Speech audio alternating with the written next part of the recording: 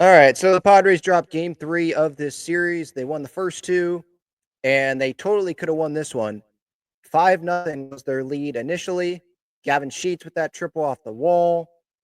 We know how great of a story he's been this year. Jackson Merrill with the double down the line on a inside pitch. It was one of those where you inside pitch and you take it oppo.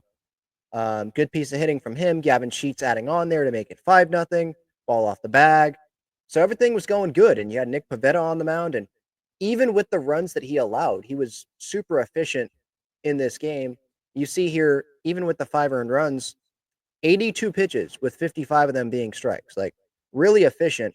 But what got to Nick Pivetta was just some poorly located pitches that the Giants were able to capitalize on. Patrick Bailey with that double. Fernando, that was a weird route. I know he looked stupid on that play, but I do want to encourage people to remember that they're playing at Oracle Park and the wind is no joke. I haven't been there, but I'm just going to listen to big leaguers that talk about wind. That's no joke. So they say it's no joke. So I'm just going to go with that. Nando does not look like that all the time. This is not Gavin Sheets in the outfield. This is not, you know, Franmil Reyes or whoever. Sorry for that shot, Franmil. That's just someone that came to my head. We know that he's really talented out there in the outfield, so I'm not going to overreact to that. Matt Chapman on that home run, just missed spot. I believe wanted it outer part of the plate, and it just went over the middle. Homer there, 7th inning. Elliot Ramos, he doubles, makes it 5-5. That's another missed spot. Jason Adam did not have it tonight. A walk, some hard hit balls, just not the Jason Adam that I feel like the Padres will get again at some point this year. Jung Hoo Lee with the sac fly made it 6-5. That pitch, by the way, right down the middle. So just pitches that could have been located better. The Padres offense there in that 9th inning, they did have their chances. Merrill with the strikeout for the second out of the inning. Gavin Sheets up at the plate for the final out. And that pitch, that was a great pitch to hit. I mean, it was a meatball. And no, there was some movement to it. It wasn't just a fastball, but still, that was probably the best pitch that he would have gotten in that at bat anyway. And he just popped it up, just got under it. And sometimes that happens. It's baseball. Also, what's baseball is Luis Ariz puts a really good swing on the ball in the gap. And he's faced a lot of criticism from Padres fans because of him not hitting like Tony Gwynn, this season. 281 average, that's not 304 or whatever we're used to seeing him, right? 314, 721 OPS.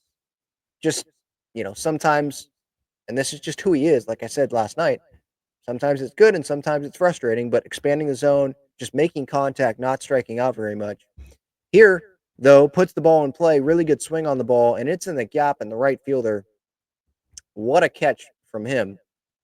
Johnson, I did not know of this guy going into today. Daniel Johnson. Seems like he's a new player. Yeah, barely has any at-bats. I think this was his first game. It says he has 4 at-bats, so must have been his first game today. And he makes a heck of a catch. Running pretty much in stride, but then even he had to reach for it too. Like getting into that gap. Like Arias hit that ball pretty darn good. That's hard to get it into that gap there, and Johnson still tracked it down. So sometimes you do got to tip your cap. Like that game would have been tied right there because Nando's on base.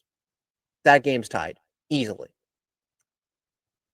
Could we sit here and say, well, shouldn't have even been in that position to tie the game anyway? They should have just won the game. They had a 5-run lead. Yeah, totally fair. Again, could have executed some better pitches, but sometimes that's going to happen.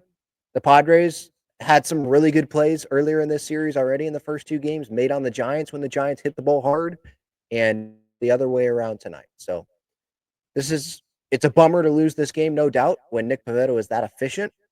But this is not a loss to me that like makes me put off alarm bells or anything like, sound the alarm because they lost this game. Pivetta, still someone that I trust. Jason Adam,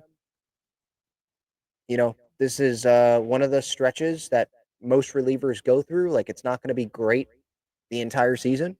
I still trust Jason Adam. Like, he's still nasty.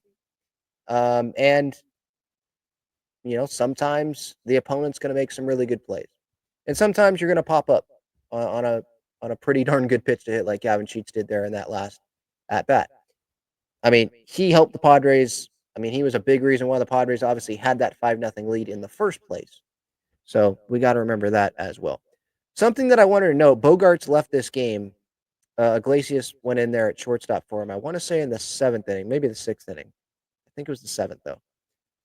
And I don't know why. We'll see if there's an update. If you were watching the game, because I wasn't able to watch the entire game, but if you're watching every pitch of this game and you saw something from Bogey, then let me know in the comments. But yeah, that was something to keep an eye on. Now, I'm sure there's Padre fans that are going to sit there and be like, "Well, I'm happy that Bogaerts was out. Like, who cares?"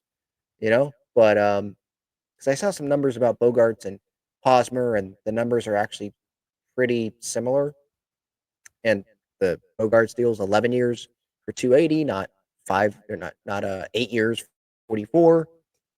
But it's still like the starting top, and it's still Xander Bogaerts, and it's going to be something to watch. So we know he's dealt with the wrist pain and all that. I'm not speculating that that is what this is.